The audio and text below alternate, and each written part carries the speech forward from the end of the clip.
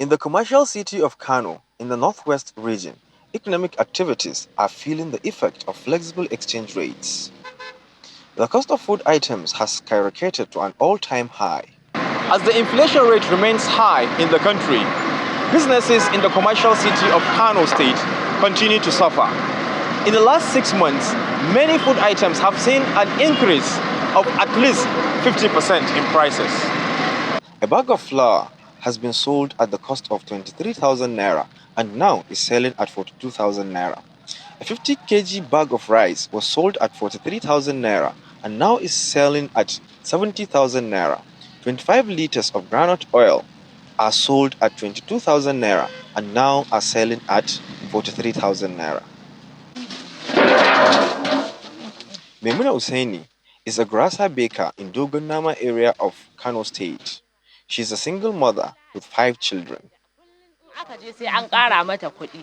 We can only pray for the better. We are just doing the business in order not to be idle.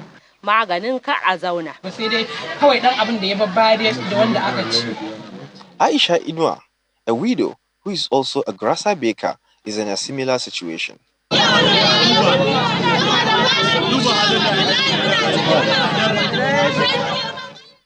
This group of women staged a protest to register their concern. We are appealing to the government to please reduce the cost of living. We and our children are suffering. Everything is now expensive for us. Our children can't go to school because of the hardship. The leadership of the Single Market Development Association believes with proper government intervention, things can return to normal. So virtually we are discussing and we are trying to urge people and the businessmen in Kano to be calm. And we are discussing with government officials on the issue. And inshallah, our pleadings will be considered, inshallah. The fall in the value of the naira and the removal of fuel subsidy are among the factors affecting the prices of food items in the state. So everybody is saying that the dollar is high and there is no adequate supply of the dollar, and all the measures taken by the central bank have not proved to be adequate. So it means the government needs to go back to the drawing board and see how we can increase the supply of the foreign exchange. And then, of course, we have to look at ways to also reduce the pressure on the dollar. Maybe we have to look at export, for example, where we are just relying on the export of petroleum products, you understand, as the major source of revenue to the country. And I think whatever comes from there is what will be now divided into the whole other sectors of the economy. I think something has to be done about that too. The economic strain caused by the soaring prices of essential commodities is severely impacting the livelihoods of women in Kano State, and urgent interventions are needed to alleviate their economic hardship. Sadiq Ilyasu, Channels Television News.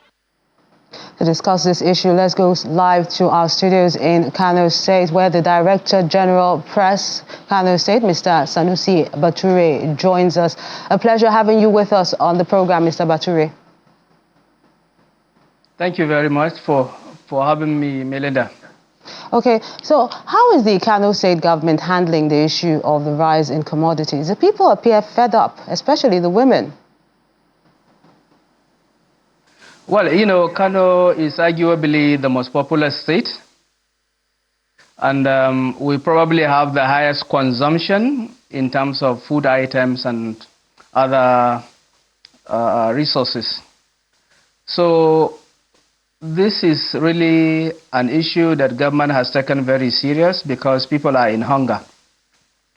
Just yesterday, His Excellency, the Executive Governor of Kano State, Alhaji Abba Kabir Yusuf, invited the business community, at least the key figures in the business community, to discuss how effectively the state can manage the issue of hike in the foodstuff. That discussion centered around how food items can be available and affordable to the common people in the state.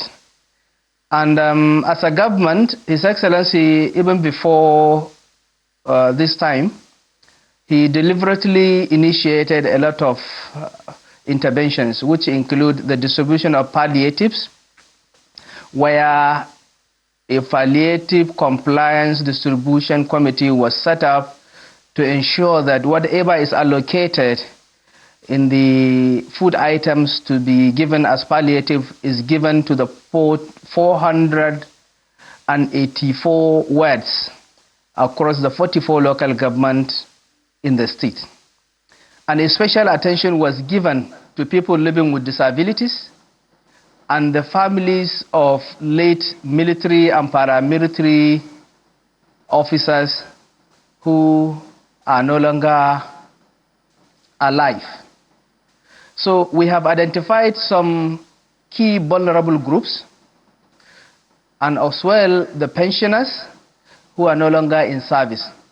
So the second thing His Excellency did, particularly for the pensioners, is to ensure that their entitlement that have been hanging by the previous administration was settled.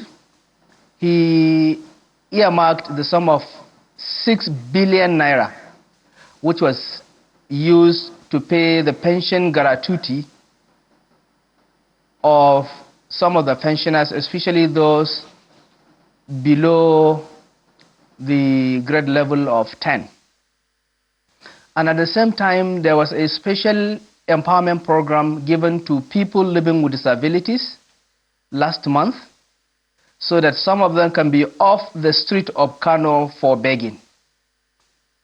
And at the same time, being the most populous state in the state, we're not looking at only the immediate solution to this problem, but a sustainable solution that can ensure food sufficiency and affordability in the state. We have 22 earth dams and a lot of irrigation facilities, which His Excellency has put in the budget to renovate those dams and ensure there is an all-year round production of the food crops to ensure that there is a sufficiency in the production of food in the state. Okay, and then the biggest grains market in West Africa is domiciled in Kano, which is the Wano market. His Excellency has set up a committee to review the operations and the functionality of that market and ensure that price is stabilized for all the major crops. Okay, Mr. Bature. And on the other side, just if I can quickly come in here, has there been any feedback? You mentioned a list of things the government has been doing from the palliative committee and what have you, to ensure that these committees that have been set up, they're actually doing their jobs, and what is meant to get to the most vulnerable and the poor actually gets to them. Yes, we set up an accountability mechanism to ensure that what is meant for the poor gets to the poor at the right time. That is about the palliative distribution committee, which we also have another separate committee that is called palliative compliance committee for distribution of palliatives, headed by the secretary to the state government, which monitors the distribution and then set up some accountability mechanism that track the distribution to the household level. Now, the House of Representatives has also asked that the federal government to address the economic hardship being experienced by Nigerians. What kind of policies do you think the federal government should put in place to actually deal with this situation? Well, I think His Excellency just mentioned in his meeting with the business community yesterday that he will personally meet President Bola Ahmed Tinubu to tell him the condition of the people in Kano. The policies we are looking at is how to increase the production of food items, because in Kano we have an arable land that is sufficient enough to produce what Kano and the neighboring states can eat. And then by increasing the production, and also we have to ensure stability of the price so that it can be affordable to all the people in the state.